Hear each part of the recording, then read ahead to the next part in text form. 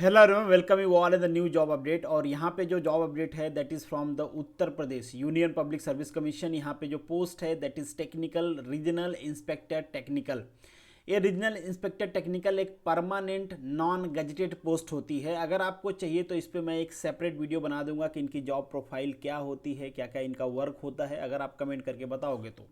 यहाँ पे हम जॉब अपडेट के बारे में डिस्कस करने वाले हैं कि इंपॉर्टेंट डेट्स कौन सी हैं, एजुकेशन क्वालिफिकेशन क्या है, टोटल ओपनिंग सैलरी क्या मिलती है, और लास्ट में हम इनका सिलेबस डिस्कस करेंगे, एग्ज़ाम पैटर्न डिस्कस करेंगे, और ये भी डिस्कस करेंगे कि ये जो सिलेबस है ये आपको कहाँ से रीड करना है, कहाँ से पढ़ना है। ये सारी चीज़ें हम वन बाय वन करके डिस्कस करेंगे। तो चलिए शुरू करते हैं वीडियो को। Educating today for better tomorrow.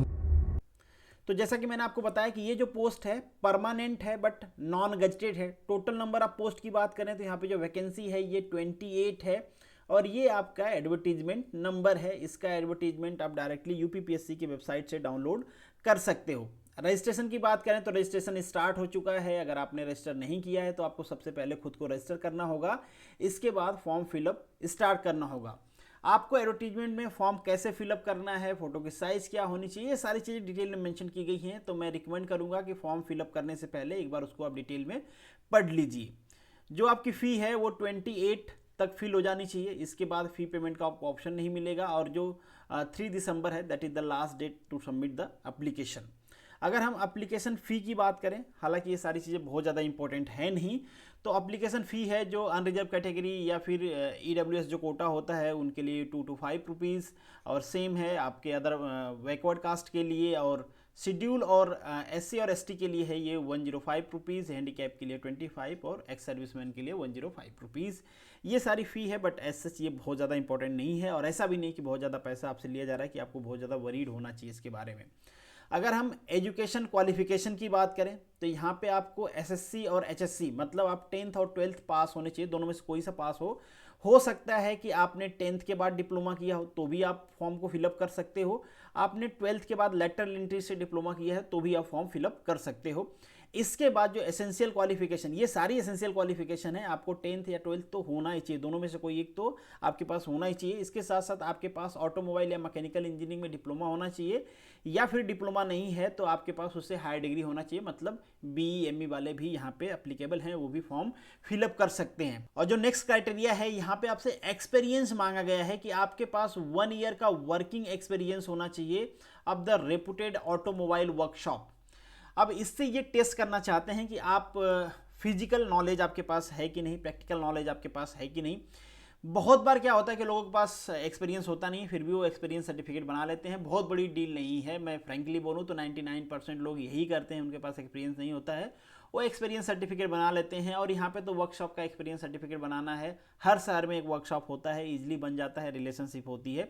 But इस बार आपका वहाँ पे प्रैक्टिकल टेस्ट भी किया जाएगा, जिसके मार्क्स हैं हम लास्ट में डिस्कस करेंगे। तो केवल सर्टिफिकेट है आपके पास तो आपको थोड़ा वरीड होना चाहिए। अगर आपके पास नॉलेज नहीं है तो आप क्वालिफाई नहीं कर पाओगे, वहाँ पे मिनिमम क्वालिफाइंग मार्क्स भी डिसाइड किया गया है। तो केवल सर्टिफिकेट पे ध्यान मत देना, आपके पास नॉलेज भी होना चाहिए। यहाँ पे कुछ व्हीकल्स मेंशन है बट ये मैटर नहीं करता है।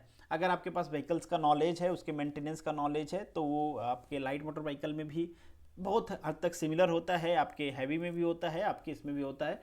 जो कंपोनेंट्स के डिफरेंस होते हैं डेफिनेटली वो आपको आना चाहिए। इन शॉर्ट अगर आपके पास एक्सपीरियंस है तो आपको ये सारी चीज़ें आता होगा। अगर आपने डॉक्यूमेंट्स बनवाए हैं तो ज़रूर आपको जाके ट्रेनिंग कर लेनी चाहिए।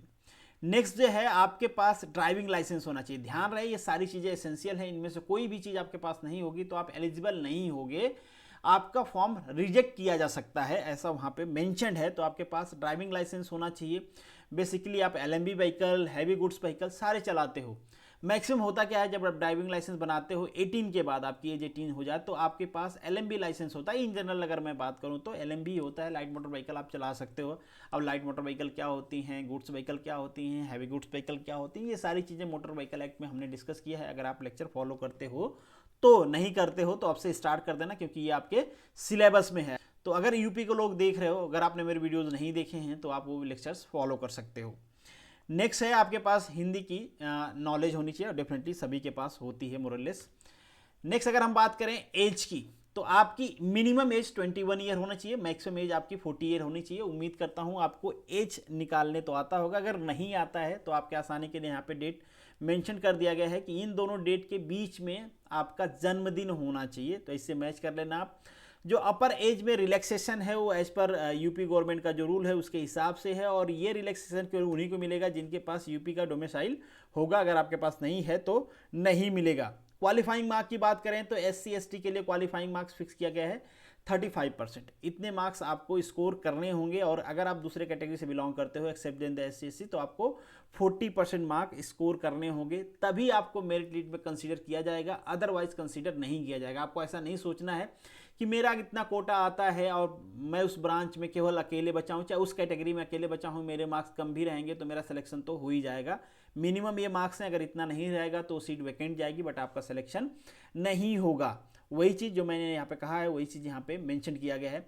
एग्जाम पैटर्न को हम आगे डिटेल में डिस्कस करेंगे। इन्होंने सिंपली यहाँ पे बताया है कि अगर आपका पेपर जो है 2 आवर वाला वो होगा तो वो 9:30 से लेके 11:30 तक होगा, और जो 3 आवर वाला पेपर है वो 2 बजे से लेके 5 बजे तक होगा, सेम डे नेक्स्ट सेशन में, ठीक है। पे स्केल की बात करें तो बहुत अच्छी पे स्केल है, आपको मैट्रिक 7 की पे स्केल मिलेगी, दैट इज़ 45,000 से लेके 1,42,000। मतलब जब आप ज्वाइन करोगे तो इन हैंड सैलरी आपकी कुछ 60,000 के आसपास आएगी, अराउंड 60,000, बाकी सारे अलाउंस को ऐड करके।